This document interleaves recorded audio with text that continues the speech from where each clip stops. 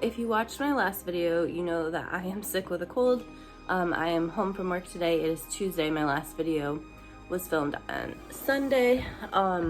But today is a really cool day because the new season of Unsolved Mysteries comes out today, or came out today. The reason I'm so excited that the first 3 episodes of Unsolved Mysteries season 3 are out is because I was present at the filming of one of them. To provide you a little bit of context about what this particular episode is about, it is about the evening of March 8, 1994, when all over the coast of Lake Michigan, people were seeing UFOs. The 911 service got over 300 reportings of lights in the sky, and everyone was kind of agreeing on what they saw. The silence was described by a lot of people, how there were lights but no sound. They were all similar in color and in description of how they were moving. And so that is all what the episode is about March 8, 1994 and the UFO sightings. It was not this past summer, but the summer before that Unsolved Mysteries came to Muskegon. And the reason I was involved is because I'm on the board for Hackley Public Library, and the episode was filmed at the library and also at our genealogy department, which is across the street in a mansion with a ballroom and all this sort of stuff, which is now being used for another library space, and it is called the Torrent House. So those were the 2 buildings that I was present in, basically just making sure that they could access whatever spaces they wanted to access during the filming. Just watching because I was super interested. I actually finished 2 books during the time because it was like a whole day event. Throughout the day they left and they went, like one time they went and they just had someone go on a drive and they filmed the guy driving. They also like used the library as a backdrop for some of the interviews, but then at one point they took over our director's office and used that as like a pretend office for one of the guys that they interviewed. Anyway, so basically, and then they had been in town a few days before and a few days after too. They went to this restaurant nearby and they were going to a few other places. So I was only present for the library portion. But anyway, because it came out today, what I thought would be fun, whether it's fun for you guys or just fun for me, I'm going to watch it and then I'm going to film my reactions to different parts. So you could just kind of hear my behind the scenes info as we get to parts that I'm like, oh, I want to tell you about this part.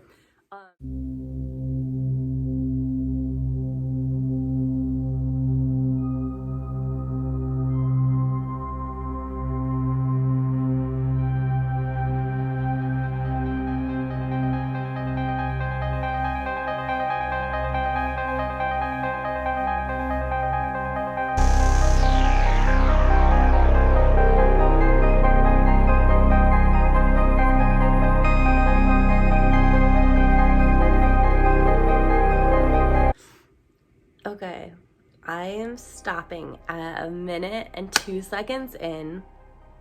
The guy that is currently talking is a guy that I actually met in real life, because even though this is not filmed at the library at this moment in the video, like he was also at the library. And it is just like, oh my gosh, I feel like I'm not just watching this as a consumer, but like I'm watching like to analyze, I guess, how they made this, and just like the start, how they like zoomed in on a cassette tape that said Muskegon on it, and like listening to the actual 911 call, and like, oh, just all the close-ups that they showed of different things in the intro. I'm loving this so freaking much.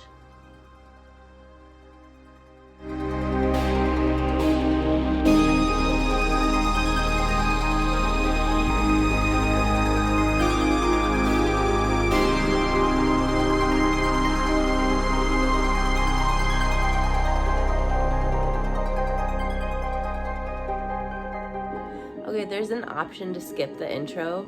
There's no way I would do that because I love the music of this, and the whole intro I love.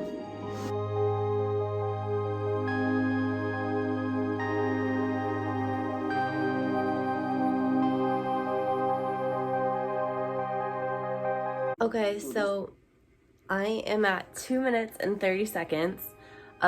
Right now, the meteorologist who attended the filming with his wife is being filmed just driving in his car around Muskegon, and I was not present in the car. There's only so many people that can fit in a car, and I think it was mostly film crew. I don't even think his wife was with him at the time, but I was present when they left to have him drive them around town. So this is very cool, just having them, you know, drive around town. He's showing different homes in Muskegon. I thought it would be kind of them more like going at a faster rate of speed and talking over like what happened while he's driving, but he's more like telling the background of his childhood and of Muskegon and where he grew up, and it's like going more on homes, and so I don't know if it's going to drive by his childhood home. I think it is, but just kind of like the neighborhood he grew up in and stuff. 5-6 years old. My parents lived on Lake Michigan, and I could see the storms rolling across. Okay, I was not able to recognize the neighborhood that he said he grew up in, but it looked very, very nice. And now he said that his family lived on Lake Michigan. So, but it's just really cool now to have like a close-up of Lake Michigan and the pier and like places I have been and go all the time on a TV show. Lake Michigan. Okay, the next person that is speaking, her name is Cindy. I did not meet her, so I don't know who she is.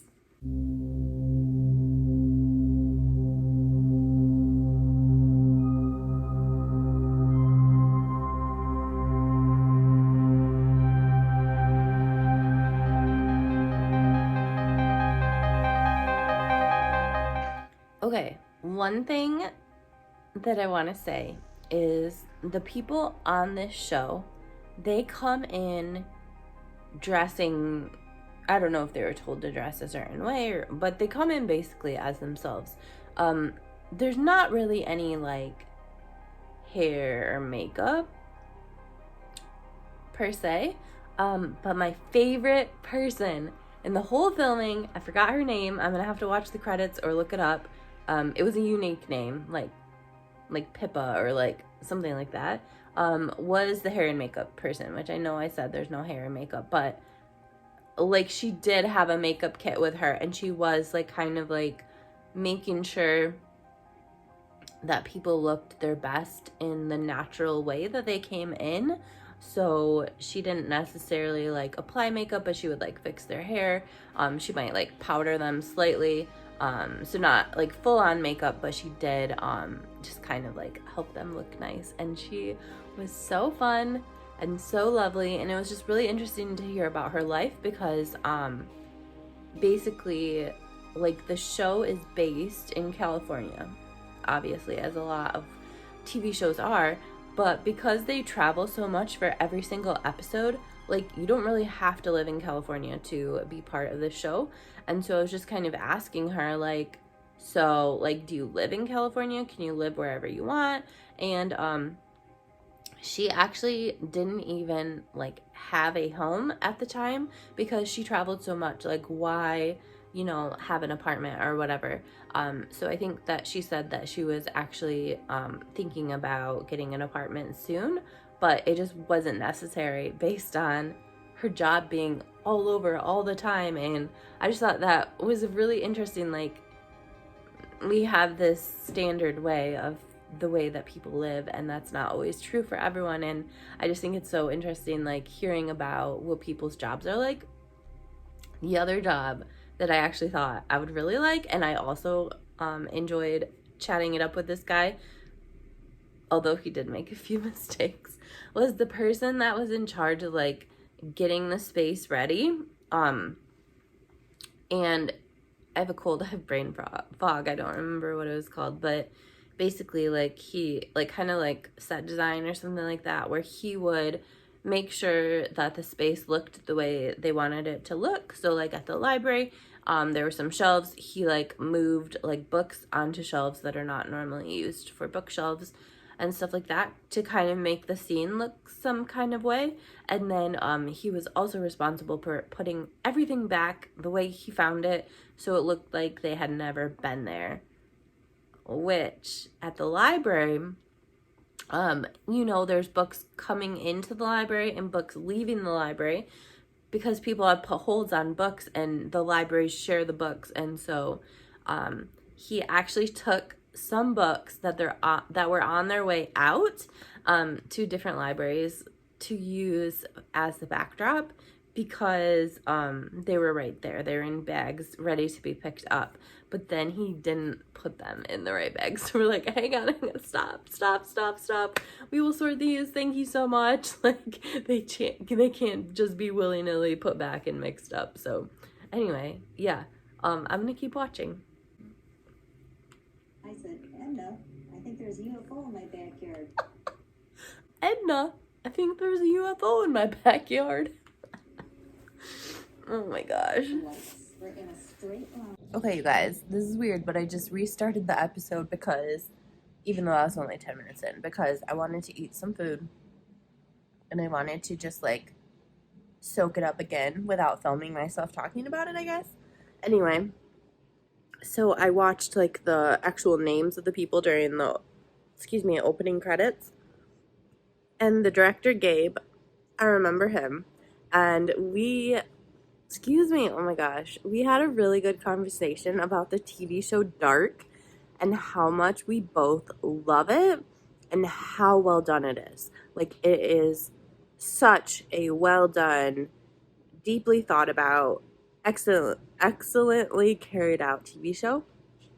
And we bonded over that. So if you would like to follow Gabe and I and watch Dark, I think you should. And then the other person that was on there is Sean, and he was the person that was, like, ordering people around all the time. I think he said he was an executive producer or something like that. He was also there. He was also lovely, but Gabe and I bonded. So. Okay, so you know how when people see UFOs, oftentimes there's, like, this time warp?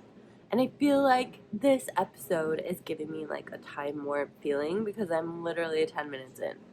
And I've been watching for, like, definitely over an hour. But I just keep, like, being so excited that I was present at the filming, even though we didn't even get to the part where I was at the filming yet.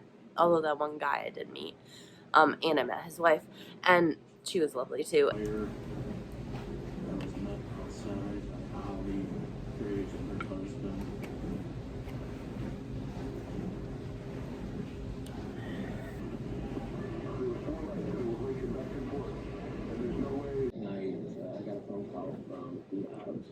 Okay, I just thought of something.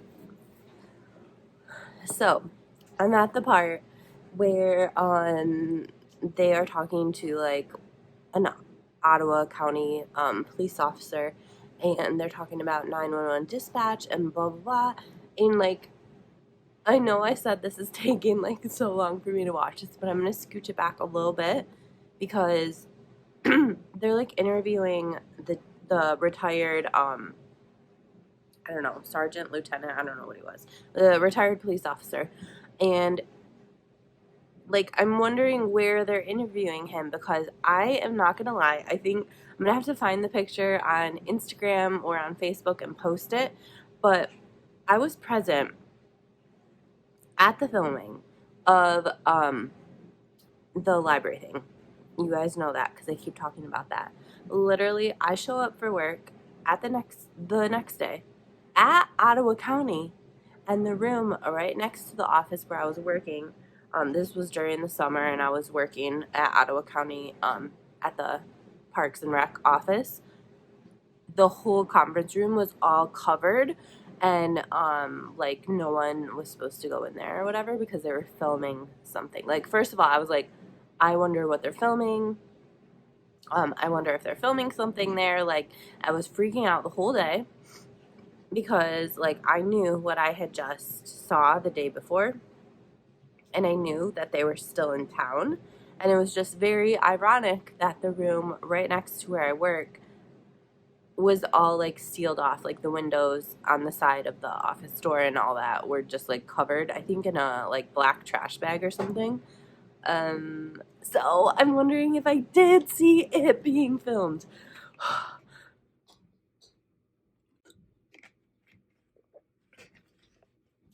This is too much stress for me. Okay, we are to the library. I'm so excited. So I will show you in a second.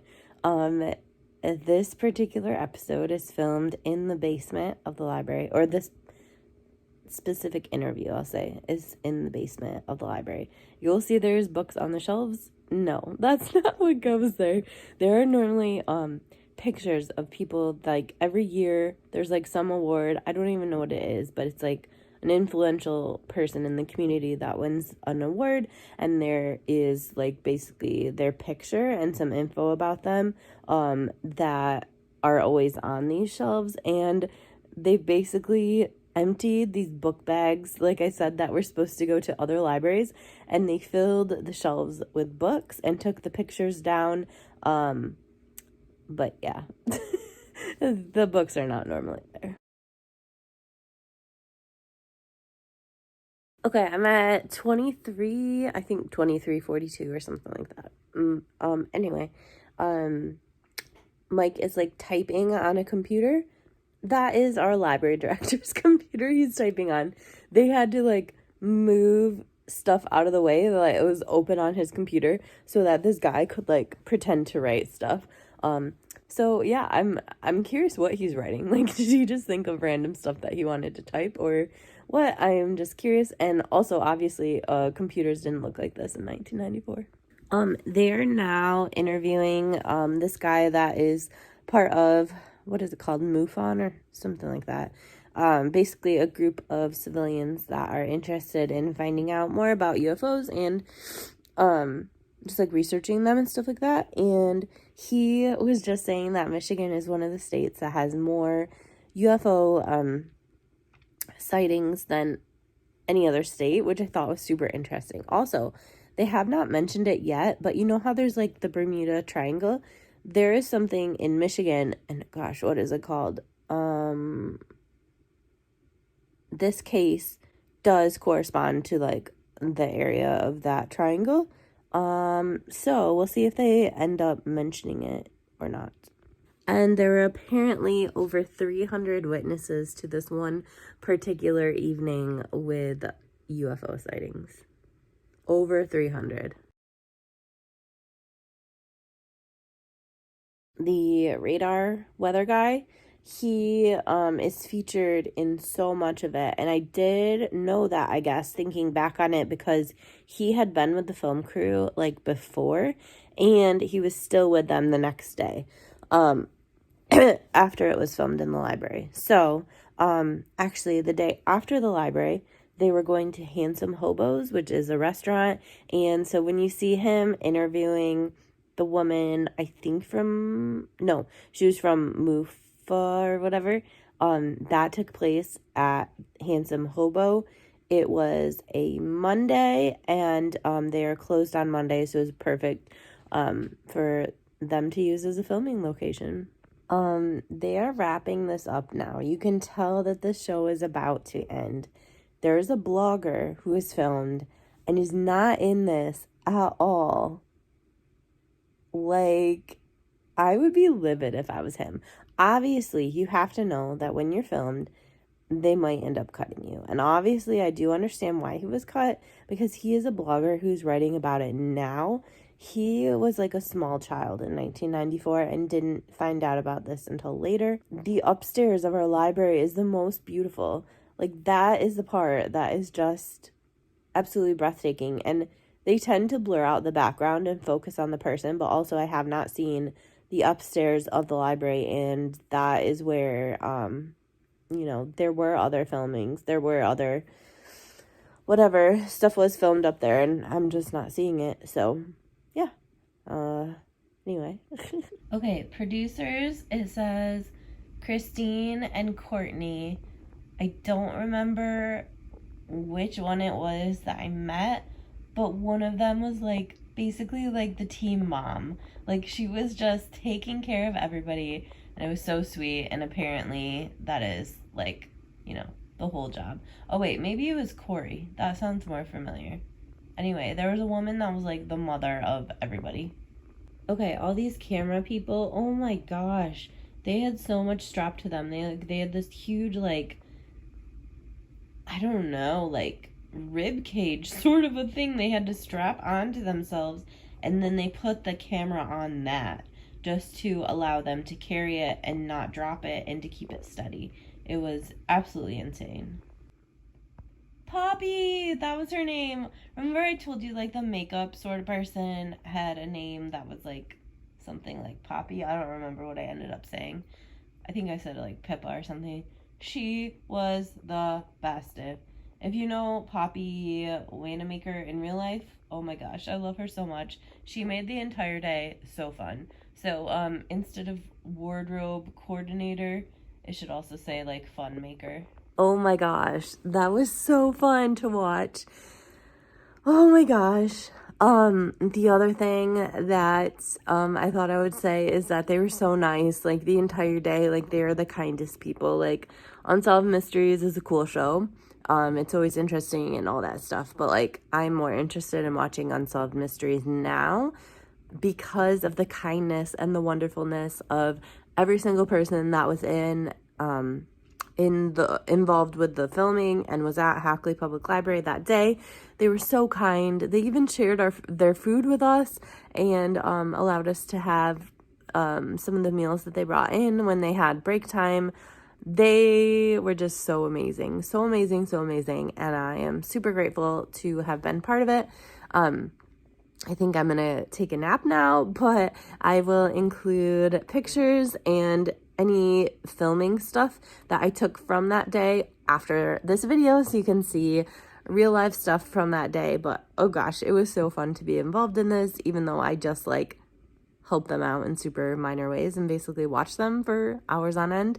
But anyway, if you guys have any questions about anything or have also been involved in watching something be filmed, I would be super curious to hear more about your story or about what questions you have, and go ahead and put them below, and I'll talk to you later. Bye.